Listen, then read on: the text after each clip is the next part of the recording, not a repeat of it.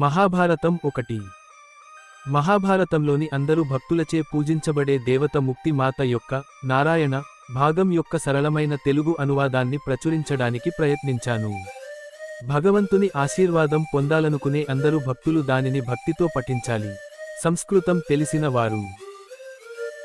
మహాభారతం ప్రారంభంలో శాంతి పర్వతం అధ్యాయం 334 నుండి ఈ భాగాన్ని పఠించవచ్చు మరియు భగవంతుడు వేద వ్యాసుని ప్రసాదిక వాణిని వినడం ద్వారా ప్రయోజనం పొందవచ్చు. యుధిష్ఠిరుడు భీష్మాచార్యుడిని ఈ ప్రశ్న అడిగాడు. ఎవరైనా సిద్ధిని పొందాలనుకుంటే అతను గృహస్థుడైనా, బ్రహ్మచారి అయినా, వక్త అయినా లేదా సన్యాసి అయినా ఏ దేవతను పూజించాలి? సాధకుడు ఎవరి ద్వారా శాశ్వత స్వర్గాన్ని పొందుతాడు? ఉన్నత పదవిలో ఉన్న వ్యక్తి ఎవరి ద్వారా సంపదను పొందుతాడు?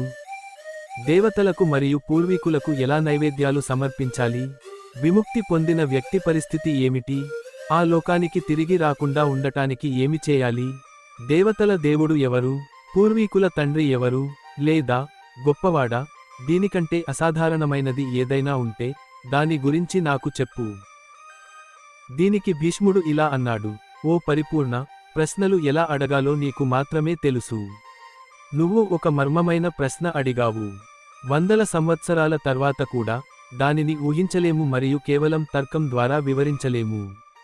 అయితే దేవుని దయ లేదా ఆగమాల సంప్రదాయం లేకుండా దానిని వివరించడం కష్టం, కానీ నువ్వు దానిని వివరించాలి. ఈ విషయంలో తెలిసిన వారు నారదుడు మరియు ఋషి నారాయణుడి మధ్య జరిగిన ఈ పురాతన సంభాషణను సూచిస్తారు. ఇది నా తండ్రి నాకు చెప్పాడు. విశ్వవ్యాప్త, చతుర్ముఖ, శాశ్వతంగా వ్యక్తమయ్యే నారాయణుడు, యమధర్మ కుమారుడు, కృతయుగంలో 4 రూపాల్లో కనిపించాడు: నర, నారాయణ, హరి మరియు కృష్ణ. వీటిలో నర మరియు నారాయణులు ఇద్దరు అమరులు పధారిక ఆశ్రమంలో బంగారు రథంపై కూర్చుని తపస్సు చేస్తున్నారు. ఆ అందమైన రథానికి 8 చక్రాలు ఉన్నాయి. అనేక జంతువులు దానిలో ప్రయాణించాయి. ఆదిమ మానవులు మరియు మొత్తం ప్రపంచంలోని యజమానులు ఇద్దరూ తపస్సుతో సన్నగిల్లారు. వారి శరీరంలోని ప్రతి నాడి వణికిపోయింది. తపస్సు వల్ల వచ్చే వైభవం వల్ల దేవతలు కూడా వాటికి భయపడేవారు. అవి తాము ఇష్టపడే వారికి మాత్రమే కనిపిస్తాయి. వారి హృదయాల మనస్సాక్షికి ప్రేరణ పొందిన నారదుడు మహామేరు నుండి విమానంలో ప్రయాణించి కందమదన సమీపంలో దిగాడు. వారిద్దరూ సాధన చేస్తుండగా అతను చాలా వేగంగా ఆ మహానుభావుల నివాసమైన బదరి ఆశ్రమానికి చేరుకున్నాడు. అప్పుడు అతనికి ఆసక్తి కలిగింది. ఇది సర్వోన్నత స్థానం, అన్ని లోకాలకు ఆధారం. దేవతలు, అసురులు, గంధర్వులు, కిన్నరులు, గొప్ప రాగాలు, ఈ లోకాలన్నీ ఇక్కడ ఉన్నాయి. ఒకప్పుడు ఒకటిగా ఉన్న ఈ విగ్రహాన్ని ధర్మ వంశాన్ని పెంపొందించడానికి 4 రకాలుగా విభజించారు: నరనారాయణుడు, కృష్ణుడు, హరి మరియు మొదలైనవి. అప్పటికి కృష్ణుడు మరియు హరి ఏదో కారణం చేత వేరే చోట ఉన్నారు. ఈ ఇద్దరూ ధర్మానికి మార్గదర్శకులు, కాబట్టి వారు తపస్సు చేస్తారు. ఇవి అత్యున్నత ధర్మం. అలా అయితే వారి తప్పులు ఎక్కడి నుండి వచ్చాయి? ఈ ఇద్దరు విజేతలు, అన్ని జీవుల పితరులు, దేవతలు. ఈ గొప్పవాడు ఏ దేవుడిని పూజిస్తాడో, ఏ తండ్రిని పూజిస్తాడో ఆలోచించండి. నారాయణుడు అకస్మాత్తుగా అతని ముందు భక్తితో ప్రత్యక్షమయ్యాడు. దైవ పితామహుడు ఆఫ్రికా పని పూర్తయిన తర్వాత ఆయన దర్శనం చేసుకుని వేదాల ప్రకారం ఆయనను పూజించారు. ఆయన అద్భుతమైన మరియు ప్రత్యేకమైన ఆరాధనా విధానాన్ని చూసి పూజ్యనీయుడైన నారద మహర్షి సంతోషించి సమీపంలోనే కూర్చున్నాడు. ప్రసన్నుడైన నారాయణుడిని చూసి ఆయనను పూజించి మహాదేవుని గురించి ఇలా అన్నాడు. పురాణాలలో, అంటే వేదాలలో, నీవు యుగయుగాలుగా అమరుడవుగా, తండ్రిగా, తల్లిగా, తరగని అమృతంగా మరియు అన్ని భూత మరియు భవిష్యత్ లోకాలు నీలోనే ఉన్నాయని చెప్పబడింది. 4 ఆశ్రమాలలో నివసించేవారు, గర్భవతులైన వారందరూ వివిధ విగ్రహాల రూపంలో నిన్ను పూజిస్తారు. నీవు సమస్త విశ్వానికి తండ్రి, తల్లి మరియు శాశ్వత గురువువి. కాబట్టి నీవు ఏ దేవతను లేదా తండ్రిని పూజిస్తావో మాకు తెలియదు. ఓ అదృష్టవంతుడా, నీవు ఎవరిని పూజిస్తావో మాకు చెప్పు. భగవంతుడు ఇలా అన్నాడు. ఓ బ్రహ్మ, ఇది మన శాశ్వత రహస్యం, ఇది వర్ణనాతీతం. ఓ భక్తులారా, నేను మీకు చెప్తున్నాను, అది అలాగే ఉంది. సూక్ష్మమైనది, నిరాకారమైనది, అస్పష్టమైనది, శాశ్వతమైనది, ఇంద్రియాలు మరియు వస్తువులు లేకుండా సృష్టించబడినది. దానిని ఆత్మ మరియు జీవుల లోకాన్ని తెలిసినవాడు అని పిలుస్తారు. ఇది త్రిగుణ స్వభావానికి వ్యతిరేకం మరియు పురుషుడిగా పరిగణించబడుతుంది. ఓ పరమాత్మ, దాని నుండి త్రిగుణ అస్పష్టత పుడుతుంది. అన్ని స్పష్టమైన వ్యక్తీకరణలలో అస్పష్టంగా ఉండటం వలన ఆ అస్పష్ట స్వభావాన్ని మన మూలం అని తెలుసుకోండి. అదే ఆయన ఒక రూపంలో దైవిక పూర్వీకుల కార్యకలాపాలలో మనం ఆయనను ఆరాధిస్తాము. ఓ రెండుసార్లు జన్మించినవాడా, ఆయన తప్ప వేరే దేవుడు లేదా తండ్రి లేడు. ఆయన ఆత్మ అని మనం తెలుసుకోవాలి, కాబట్టి మనం ఆయనను ఆరాధిస్తాము. ఓ బ్రాహ్మణులారా, ఈ ప్రపంచంలో సరైన ప్రవర్తన ఆయన నుండి తెలుస్తుంది. దైవిక తండ్రి విధులను నిర్వర్తించడం ఆయన ఆజ్ఞ. బ్రహ్మ, రుద్ర, మను, దక్ష, భృగు, ధర్మం, తపస్సు, యమ, మరీచి, అంగీరసులు, అత్రి, పులస్య, పుల, క్రతువు, వశిష్ఠ, పరమేష్ఠి, వివస్వంతనువు, సోమ, కర్తమ, క్రోతర, వికృతి ఈ 21 ప్రజాపతులు అతని వారసులు. ఆ దేవతలు ఆ దివ్య తండ్రి యొక్క శాశ్వతమైన ప్రవర్తన నియమాలను గౌరవించినందున వారి స్థానాలను తీసుకున్నారు. స్వర్గలోక ప్రజలు కూడా ఆయనను పూజించారు. వారు త్యాగాల ద్వారా ఆయన ఇచ్చిన మార్గాన్ని పొందారు. 17 గుణాలు మరియు కర్మల నుండి విముక్తి పొందినవారు 15 యుగాలను త్యజించిన తర్వాత ముక్తిని పొందడం ఖాయం. ఓ బ్రాహ్మణులారా, ఆ ఆలయ ఋషి ముక్తి పొందినవారి మార్గాన్ని తెలుసుకోగలడు. ఆయన అన్ని గుణాలతో నిండి ఉన్నవాడు మరియు అన్ని గుణాల నుండి విముక్తి పొందినవాడు అని అంటారు. ఆయన జ్ఞాన యోగం ద్వారా చూడవచ్చు. మనమిద్దరం ఆయన నుండి ఉద్భవించాము. అందువలన ఆయన మన స్వంతమని తెలుసుకుని మనం ఆ శాశ్వతుడిని పూజిస్తాము. వేదాలు మరియు సన్యాసులు వివిధ పేర్లలో ఆయనను భక్తితో పూజిస్తారు. ఆయనే వారికి మార్గాన్ని చూపిస్తారు. ఆయన ముక్తిలో నిమగ్నమైన వారికి మరొక ధర్మం ఉంది. వారు ఆయనలోకి ప్రవేశిస్తారు. ఓ నారద, ఈ రహస్య కథ నీకు చెప్పబడింది. ఓ విప్రస్య, నువ్వు మా పట్ల భక్తి, ప్రేమ మరియు అంకితభావం కలిగి ఉన్నందున నువ్వు దానిని విన్నావు. పాంచరాత్ర శాస్త్రం యొక్క మూలం. భీష్ముడు నారదుడి కథను కొనసాగించాడు. పురుషులలో ఉత్తముడైన నారాయణుడు, లోక సంక్షేమానికి ఆశ్రయం అయిన పురుషులలో ఉత్తముడి గురించి ఇలా చెప్పాడు. అర్థం యొక్క ఆవిర్భావానికి కారణమైన నీవు లోక సంక్షేమం కోసం 4 రూపాల్లో ధర్మగృహంలో కనిపించావు. ఇప్పుడు నేను నీ నిజ రూపాన్ని చూడబోతున్నాను. ఓ లోక ప్రభువా, నేను నిరంతరం గురువు మరియు మహానుభావుడిని సేవిస్తున్నాను. నేను మరొకరి రహస్యాన్ని వెల్లడించినవాడిని కాదు. నేను నిరంతరం వేదాలను అధ్యయనం చేస్తున్నాను. నేను సన్యాసిని. నేను ఎప్పుడూ నాస్తికుడిగా నటించలేదు. వేదాలలో చెప్పినట్లుగా నేను శత్రువు మరియు స్నేహితుడితో సమానం. నీరు, పాదాలు, కడుపు మరియు పై శరీరం అనే 4 అవయవాలను కాపాడుతున్నాను. నేను ఎల్లప్పుడూ ఆ నిజమైన దేవుడైన నారాయణుడికి లొంగిపోతాను. ఎల్లప్పుడూ ఒంటరితనం అనుభూతి చెందుతాను మరియు అతనిని మాత్రమే కోరుకుంటాను. నేను పడిపోతున్నాను. ఈ ప్రత్యేక మార్గాల ద్వారా అంతర్గత పవిత్రతను పొందిన ఆ అనంత దేవుడిని నేను ఎందుకు తెలుసుకోలేకపోతున్నాను? బ్రహ్మకుమారుడు మరియు శాశ్వత మత రక్షకుడు అయిన నారాయణుడి మాటలు విని, నియమాల ప్రకారం నేను అతనికి నమస్కరించి, చాలా బాగుంది, వెళ్ళిరా అని అన్నాను. అతని ఆదేశాన్ని అంగీకరించి, బ్రహ్మకుమారుడైన నారదుడు ఆ గొప్ప నారాయణుడికి నమస్కరించి, గొప్ప యోగ శక్తితో ఆకాశం గుండా ఎగిరి, వెంటనే మేరు పర్వతాన్ని చేరుకుని అదృశ్యమయ్యాడు. ఆ ఋషి ఆ పర్వతం యొక్క రాతి శిఖరంపై కొంతకాలం ఏకాంతంగా ఉన్నాడు. వాయువ్యం వైపు చూస్తూ, పైన పేర్కొన్న అద్భుతమైన దృశ్యాన్ని చూశాడు. క్షీర సముద్రం యొక్క ఉత్తరం వైపున వేలుత్త అనే పెద్ద ద్వీపం ఉంది. తెలిసిన వారు అది మేరు పర్వతం కంటే 30,000 యోజనాల ఎత్తులో ఉందని చెబుతారు.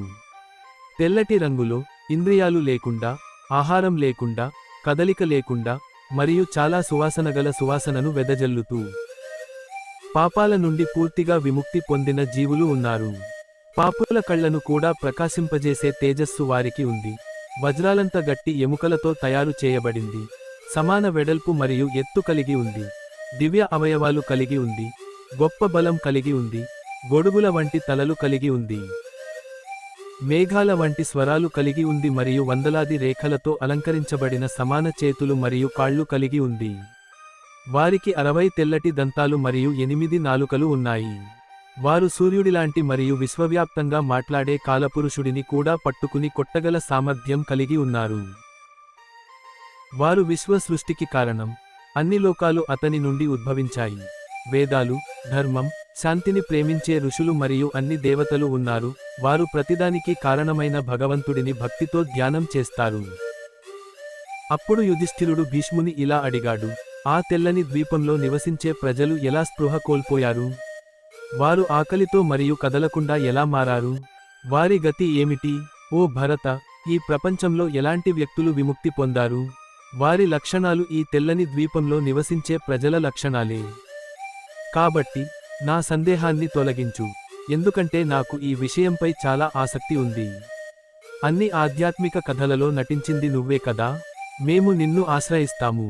అప్పుడు భీష్ముడు ఇలా అన్నాడు, ఓ రాజా, ఈ కథ చాలా పొడవుగా ఉంది. నేను దానిని నా తండ్రి నుండి విన్నాను. దాని సారాంశాన్ని నేను మీకు చెప్తాను. ఈ కథను మా తండ్రి ప్రశ్నకు సమాధానంగా నారదసుని చెప్పాడు. నేను అక్కడ ముందే విన్నాను. ఉపరిసార అనే రాజు ఉన్నాడు.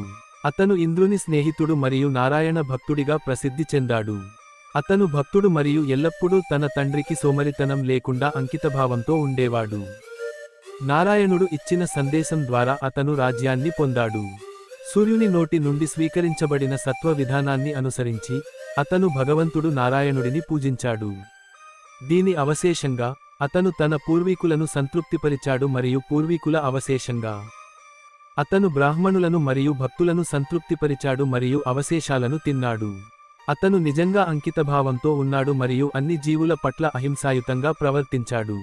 అతను దేవతలకు దేవుడు, ప్రారంభం, మధ్య, ప్రపంచం మరియు అమరత్వాన్ని సృష్టించినవాడు. అతను నిజమైన భక్తుడు. శత్రువు దేవేంద్రుడు, నారాయణ భక్తుడు, అతనికి ఒక సీటు ఇచ్చాడు. ఆ రాజు తన రాజ్యం, సంపద, శిష్యులు మరియు వాహనం చెందినవిగా ప్రకటించాడు. భగవంతుడు అన్ని విధులను నిర్వర్తించాడు. ఆయన కామ్య నైమితిక యజ్ఞాలను మరియు ఆచారాలను సత్వనియమం ప్రకారం ఏకమనస్సుతో భక్తితో నిర్వహించాడు. పంచరాత్రులు తెలిసిన వారిలో ఉత్తములు అతని ఇంట్లో అల్పాహారం లేదా మొదటి భోజనం తిన్నారు. ఆ శత్రు రాజులో అపవిత్రమైన మాటలు లేవు, ధర్మబద్ధంగా పరిపాలించాయి. అతని మనస్సు కలుషితం కాలేదు. అతను తన శరీరంతో కూడా ఎటువంటి పాపం చేయలేదు. మేరు పర్వతంపై ఉన్న 4 వేదాలలో ఉత్తమమైనది చిత్రశిఖండి అనే మునిచే సంకలనం చేయబడింది. ఆ 7 ముఖాల నుండి ప్రత్యేకమైన ప్రపంచ మతం ఉద్భవించింది. మరీచి, అత్రి, అంగీరసులు, పులస్యుడు, బూలుడు, క్రతువు, పరాక్రమవంతుడైన వశిష్ఠుడు, వీరు చిత్రశిఖండి. ఈ 7గురు ప్రకృతి, స్వయంభు 8వవాడు. ఆయన సమస్త ప్రపంచానికి యజమాని. వేదాలు ఆయన నుండి ఉద్భవించాయి. ఆయన భక్తుడు, అచంచలుడు మరియు నియంత్రిత ఋషి. గత, వర్తమాన మరియు భవిష్యత్తు చక్రాలను తెలుసుకున్నాడు. ఆయన నిజమైన మతాన్ని అన్వేషించేవాడు. ఇది ఉత్తమమైనది, ఇది బ్రహ్మం, ఇది అత్యున్నత సంక్షేమం. ఆపై ఆయన వేదాలను కూర్చాడు. ఇది ధర్మాన్ని మరియు తరువాత విముక్తి కోరికను సూచిస్తుంది. ఆయన స్వర్గంలో మరియు భూమిపై ఉన్న వివిధ మత మరియు నైతిక సూత్రాలను ప్రతిపాదించాడు. వేలాది దైవిక సంవత్సరాలు ఋషులతో తపస్సుల ద్వారా శ్రీహరి మరియు శ్రీనారాయణులను పూజించిన తరువాత సరస్వతి దేవి నారాయణుని సూచనల ప్రకారం అన్ని లోకాలకు ప్రయోజనం చేకూర్చాలనే కోరికతో ఋషులలోకి ప్రవేశించింది. తరువాత తపస్సులు తెలిసిన ద్విముక్తుడు మొదట శబ్దానికి, అర్థానికి, ప్రయోజనానికి తగిన ఈ శబ్దాన్ని సాధన చేశాడు. ఓం శబ్దం యొక్క శుభ స్వభావాన్ని ఆధారంగా చేసుకుని ఋషులు మొదట తగిన వేదాన్ని జపించిన చోట కరుణామయుడైన భగవంతుడు ప్రత్యక్షమయ్యాడు. అచంచలమైన శరీరంతో ఉన్న భగవంతుడు ఆ ఋషులను చూసి సంతోషించి, కోట్ల శ్లోకాలు కలిగిన ఈ వేదాన్ని మీరు రచించారా? దీని ద్వారా ప్రపంచంలోని అన్ని నియమాలు ప్రకటించబడతాయి. ఈ వేదం ఋగ్వేదం, యజుర్వేదం, సామవేదం మరియు అథర్వవేదానికి అనుగుణంగా ఉంది. దాని మూలం మరియు ముగింపులో నా కృపతో జన్మించిన బ్రహ్మ స్పష్టంగా ఉన్నట్లుగా, నా కోపంతో జన్మించిన రుద్రుడు స్పష్టంగా ఉన్నట్లుగా, ఓ విబ్రా, అన్ని అంశాలు స్పష్టంగా ఉన్నాయి. భూత అనే పదంతో పిలువబడే సూర్యుడు, చంద్రుడు, గాలి, భూమి, అగ్ని, నక్షత్రాలు మరియు భౌతిక బ్రాహ్మణులు వారి వారి విభాగాలలో స్పష్టంగా ఉన్నాయి. అలాగే ఈ అద్భుతమైన వేదం కూడా. ఇది నా ఆదేశం మరియు స్వయం సమృద్ధిగల జీవులు దాని నుండి చట్టాలను పఠిస్తారు. శుక్రుడు మరియు బృహస్పతి జన్మించినప్పుడు వారు మీ బుద్ధి నుండి పుట్టిన ఈ వేదాన్ని ప్రబోధిస్తారు. స్వయంభు శుక్రాచార్యుడు మరియు బృహస్పతి ప్రపంచమంతటా వ్యాపిస్తారు. బృహస్పతి నుండి అతను పొందే రాజు వసురుడు. ఆ రాజు గౌరవించబడతాడు. అతను నా భక్తుడు, అతను అన్నీ చేయు. ఈ వేదం నుండి అతని సృష్టి. నీవు కూర్చిన ఈ వేదం అన్ని వేదాలలో అతి ముఖ్యమైనది. ఇది అత్యున్నతమైనదిగా పరిగణించబడుతుంది. దీనికి అర్థం మరియు ధర్మం ఉంది. ఇది ఒక మంచి రహస్యంగా పరిగణించబడుతుంది. దాని ఆవిష్కర్త అయిన మీరు దాని ప్రజలుగా ఉంటారు. వసురుడు కూడా రాజవైభవంతో గొప్పగా పరిగణించబడతాడు. ఆ రాజు మరణించినప్పుడు ఈ శాశ్వత శాస్త్రం అంతర్గత నిధి అవుతుంది. చూడండి, నేను మీకు ఇవన్నీ చెప్పాను. ఇలా చెప్పి అదృశ్య పురుషోత్తముడు ఋషులను విడిచిపెట్టి ఏదో ఒక దిశలో వెళ్ళాడు. ఆ తరువాత ప్రపంచ ఆలోచనాపరులైన ఆ ఋషులు అన్ని మతాలకు మూలమైన శాశ్వత వేదాలను ప్రచారం చేశారు. మొదటి కల్పం ప్రారంభంలో బృహస్పతి జన్మించాడు. ఈ వేదాన్ని మరియు సంఘవేదంతో సహా ఉపనిషత్తులను బృహస్పతిపై స్థాపించి తపస్సు చేయాలని నిర్ణయించుకున్న తర్వాత ఆ ఋషులు మొత్తం ప్రపంచానికి సంరక్షకులు మరియు అన్ని మతాల స్థాపకులు వారు ఎంచుకున్న ప్రదేశానికి వెళ్లారు. మహాభారతం 2 రాక